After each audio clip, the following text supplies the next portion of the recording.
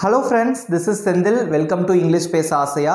இன்னைக்கு நம்ம இந்த வீடியோல என்ன பார்க்க போறோம் அப்படினா 25 English sentences தாங்க பார்க்க போறோம். ஓகே, ஒவ்வொரு சென்டென்ஸா நான் தமிழ்ல சொல்லி நான் இங்கிலீஷ்ல சொல்லுவேன். நீங்களும் என் கூட சேர்ந்து பிராக்டீஸ் பண்ணிட்டே வாங்க. சோ இது எல்லாமே வந்து ஒரு சில சென்டென்சஸ் சின்ன சென்டென்சஸா இருக்கும், ஒரு சில சென்டென்சஸ் கொஞ்சம் பெருசா இருக்கும். பட் நம்ம டெய்லி லைஃப்ல யூஸ் பண்ணக்கூடிய சென்டென்சஸ் தான். வீடியோக்குள்ள போறதுக்கு முன்னாடி நம்ம சேனலை இன்னும் சப்ஸ்கிரைப் பண்ணாதவங்க சப்ஸ்கிரைப் பண்ணிக்கோங்க. பக்கத்துல இருக்க பெல் ஐகானையும் கிளிக் பண்ணிக்கோங்க. வீடியோக்குள்ள போலாம். First நம்ம பார்க்க போற சென்டென்ஸ் என்ன அப்படினா என்ன நடக்குதுன்னு பார்க்கலாம். என்ன நடக்குதுன்னு பார்க்கலாம். இது நம்ம சொல்லுவோம் இல்லையா? எப்படி இங்கிலீஷ்ல சொல்லலாம்? Let's see what happens. Let's see பார்க்கலாம் what happens. என்ன நடக்குதுன்னு. ஓகே? Next one. நீ அப்படி நினைச்சுக்கோ. நீ அப்படி நினைச்சுக்கோ அப்படினு சொல்லுவோம் இல்லையா? அது எப்படி இங்கிலீஷ்ல சொல்லலாம்? You just think like that. You just think like that. நீ அப்படி நினைச்சுக்கோ. Next one. இதுதான் எனக்கு வேணும். இதுதான் எனக்கு வேணும். அது எப்படி இங்கிலீஷ்ல சொல்லுவீங்க? This is what I need. This is what I need. இதுதான் எனக்கு வேணும். I need அப்படினா எனக்கு தேவை அப்படினு அர்த்தம். ரைட்? Next one. என்னால செய்ய முடியாது. என்னால செய்ய முடியாது. ஒரு வேலையை உங்கள்கிட்ட கொடுத்துருக்காங்க, என்னால இதை செய்ய முடியாது அப்படின்னு நீங்க சொல்றீங்க. அது எப்படி இங்கிலீஷ்ல சொல்லலாம்? I can't do. I can't do. என்னால் இதை செய்ய முடியாது. ஓகே? Next one.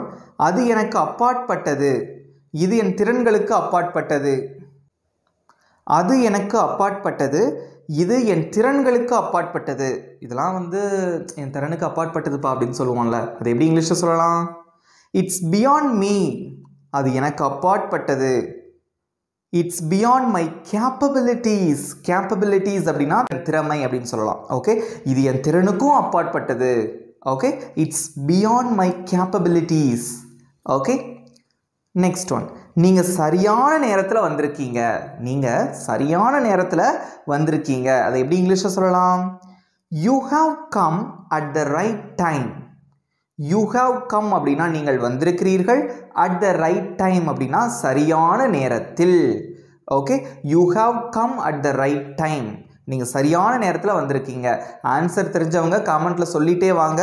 ஓகே? உங்களுக்கு ப்ராக்டிஸ் பண்ண மாதிரி இருக்கும். Next sentence. அவன் சரியான நேரத்தில் வந்திருக்கான். அவன் சரியான நேரத்தில் வந்திருக்கான்.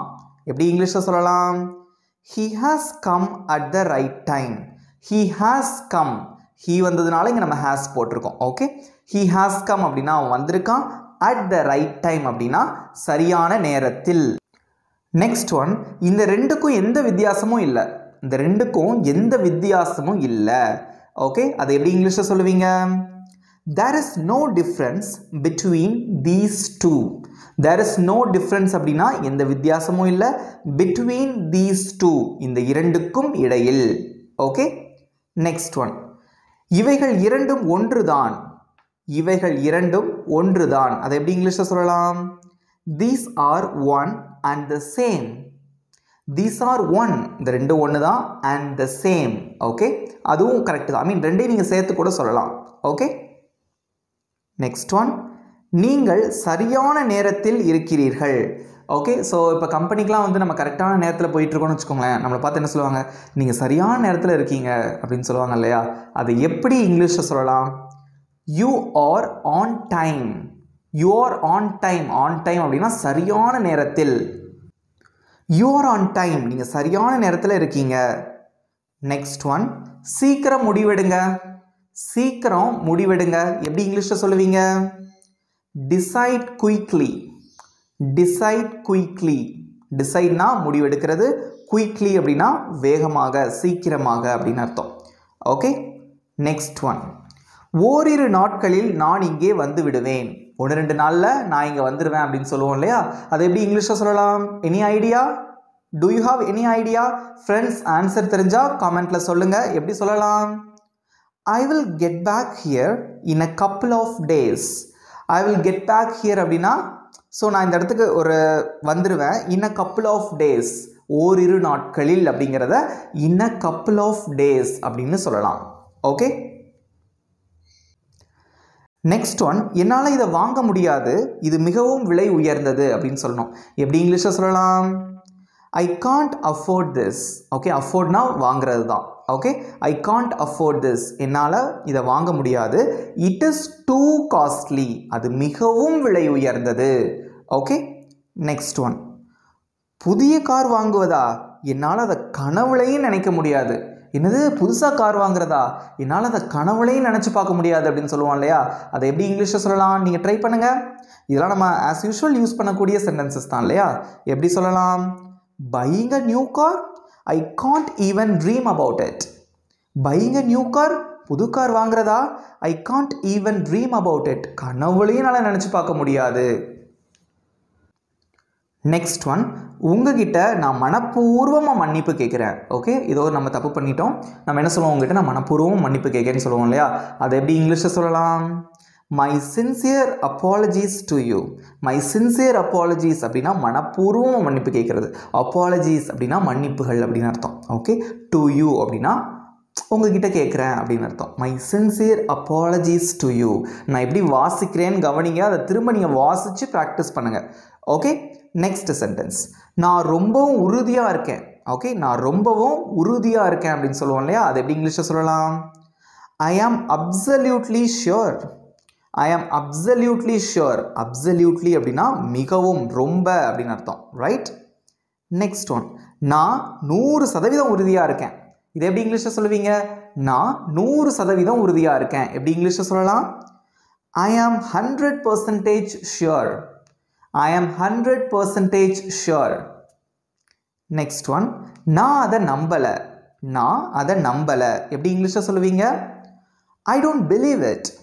ஐ டோன்ட் பிலீவ் இட். நான் அதை நம்பலை. Okay, next one.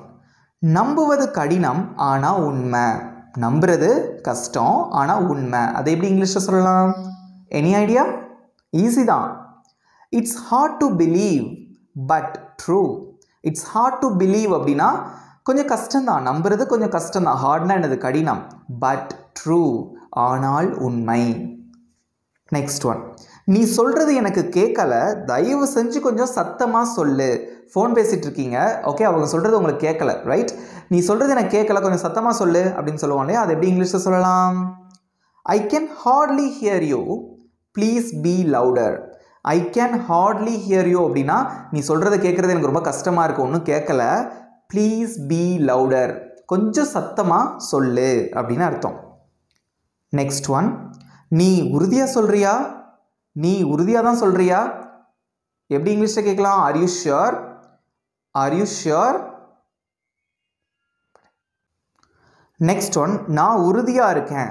நான் உறுதியாக இருக்கேன். அதை எப்படி இங்கிலீஷில் சொல்லலாம்? ஐ ஆம் டேம் ஷுர். டேம் அப்படிங்கிறது வந்து உறுதியாக தான் இருக்கேன் அப்படிங்கிறத அழுத்தி சொல்கிறதுக்காக டேம் அப்படிங்கக்கூடிய அந்த வேர்டு யூஸ் பண்ணுவோம். ஐ ஆம் டேம் ஷுர். நான் உறுதியாக தான் இருக்கேன். Okay, next one. நீ எங்கே இருந்த? நான் உன்னை தேடிட்டு இருந்தேன். நீ எங்கே இருந்த? நான் ஒன்று தான் தேடிட்டு இருந்தேன் அப்படின்னு சொல்லுவோம் இல்லையா? அது எப்படி இங்கிலீஷில் சொல்லலாம்? Where were you? I was looking for you. Where were you அப்படின்னா நீ எங்கே இருந்த? I was looking for you. நான் ஒன்று தான் தேடிட்டு இருந்தேன்.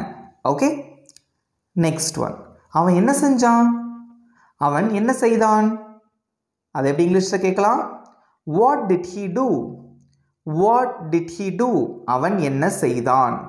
ஓகே, கடைசியாக நம்ம பார்க்க போகிற சென்டென்ஸ். அவன் எங்கே இருந்தான்? அவன் எங்கே இருந்தான்? அதை எப்படி இங்கிலீஷில் கேட்பீங்க? Where was he? Where was he?